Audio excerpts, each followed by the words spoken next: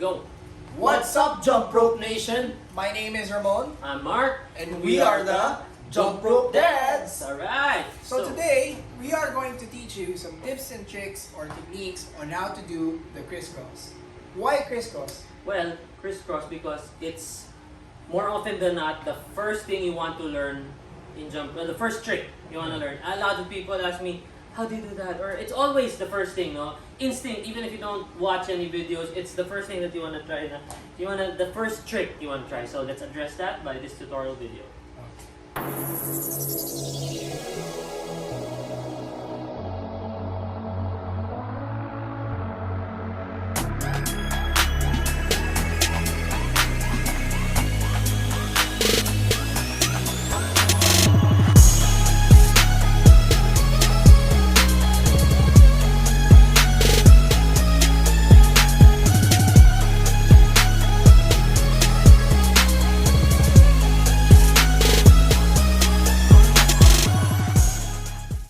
Okay, so paano ba? How do you do the crisscross? Will you show us? I'll show you, ah. Oo nga pala. And I showed you na, ha? Okay, so yun ang crisscross. Basically, why is it called the crisscross? Because you have to do The crisscross. yeah, right. But before you learn how to do the crisscross, it's really important to master the basics first. Learn the basic step, find your timing first, and then if you want to level up your jump rope game, then this is the first tip that you probably will want to learn. Yep. Okay, so let's try to break down the crisscross. First Out the ropes. without the rope. Yeah. Okay, So let's do without the I ropes. think the best tip really in learning any jump rope trick is to do it without the rope Muscle first. memory. Yeah. Kasi when you try to do it with a jump rope right away, Sakit. masakit, and it could be quite difficult to nail the timing right, to do the movement right with the rope right away. So first, do it without the jump rope. And to help us out. Do the movement. Understand the upper body movement, understand the lower body movement, and then combine all of these things. So paano ba ang upper body movement? Ano ba? Like that. Right? So, if you see, use your thumb, pero nga ng ating Yeah. face This is a handles. very useful tool. So if you have an old jump rope that you're not using, or if you have a stick, for example, and you know, air handles don't work for you, then why don't you just use an old jump rope handle so that you can practice with it first? Right. Okay. So here, no. So the upper body movement is again, your handle should face where you want the rope to go. So if you're going to do the X, so if you've noticed, the handle is facing opposite sides na, and then you open, balik, you control the rope like that. That's the basic movement of it. So just practice it, make it smooth. Don't make it too wide. When you open, not too wide. Just again, like the basics, keep your elbows tucked and then just do that.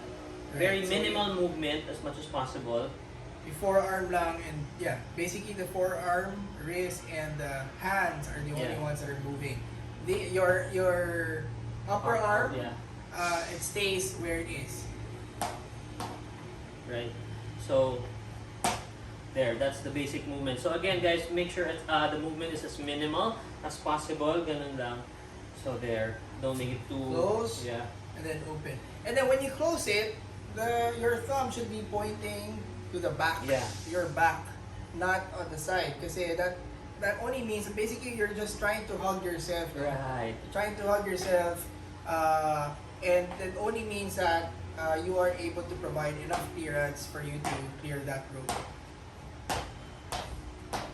There. Okay. So again, also, what's that? So very minimal movement, no, like that, and then make sure it's up to you what's more comfortable, right over left or left over right. So it's really up to you. So there. Double understand, bro. Pagka cross, jump, open. Magaling ko na kasi. Hindi ko na alam yung basic. So yun, so one jump cross, Ayan, tama. one jump open. Oo nga. One jump close, one jump. Yun. Yan. Wag muna double unders. So next, Yeah. pagka-advance na, medyo advanced na. Advance na kasi ako eh. So yeah, so basically, That's true. cross, close, Yeah. with your Yun. thumb pointing to your back, and then open back to the basic form, diba? Basic form, upper body form, as similar to how you do the basic skip. Right. Close, and then basic skip. Tama. Yeah. Yeah, correct. And then the lower body remains the same as a basic skip, no? Your knees slightly bent, you're landing on the balls of your feet, and then jumping. Just basically 1 to 2. Same inches above. clearance, Yeah, right? same clearance lang. No changes in your lower jump. body. Yep. That's why it's important for you to learn the basic skip first. Once you've nailed that, then you can try the crisscross. So again, it's very important to practice, have muscle memory muna, no? So it's very important to just do it without the rope to avoid any injury, Yeah. yung matamaan ka ng rope, any whiplash or anything. Okay, so Yun, now, nakuha na agad once yung you've muscle done ko. this, then you can try it with the rope this time. Okay. We'll try to break it down first. First, we'll do the close first. Yeah, the close. Diba? Okay. Okay, stop. So practice nyo lang yan. You just try to practice how to close it and how you clear the jump when you close it. Right. So again, So that's the first drill that you need to do. Once you have been able to figure that out, then you Okay. incorporate the open naman. right. So, close open. Close open. Close open. Alright.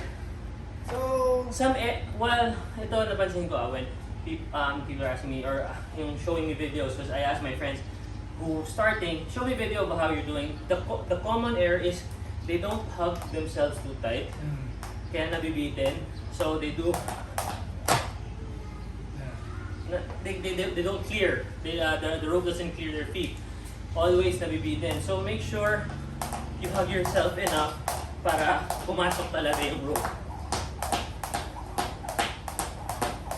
See? the other common mistake that I also notice beginners do, and this is one of the mistakes that I've also done when I was trying to learn the crisscross, was that before I close, I would do that extra movement. Yung liliko pa ng ganon. Parang yung always. Parang ganon. So basically, stop yourself from doing that extra movement. Close ka agad. Close, and then open. Para tama yung timing. Try nga yung always. Sige nga, kaya mo ka. Mahirap eh. So it's very difficult, no? And nawawala, you get out of timing when you do that. When you put in those extra movements. Yun, basically, yun naman ang common. Oh, kasi again, once you get the hang of it, yung hugging yourself properly, madali na siya. It's not rocket science. There's no additional timing that you have to it's just.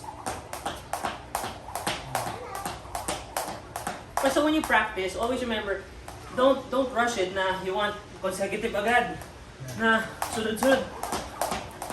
Do it. 3 jumps. 1, 2, 3. Until ma-perfect mo. Break it down. Break it down muna until you are able to perfect it. And Yeah. once you get used to it, then you can try to do multiple crisscrosses. Yep. Consecutive crisscrosses. Right. Olivia, this is my inanak, his son. Olivia, come here. Daughter first. His daughter, mine is son, sa kanya daughter. So Olivia, come here. Say hi to our Jumprope nation. I'm playing with my dog. Alright. Okay. Alright, so there you have it. I hope this tutorial will help you, or will help you with your crisscrosses. And yeah, if there's any other tutorials you want us to feature, please do let us know. Comment down below. Comment down below. We love reading them and we will reply to your comments. Trust us. Excited kami. Oh, sobrang excited. Kaya, Every day nag-check. Comment. so there you have it. I hope you enjoyed this tutorial, and we look forward to seeing you in the next videos. Yes. So, Jumprope Doubts out! Peace. Bye.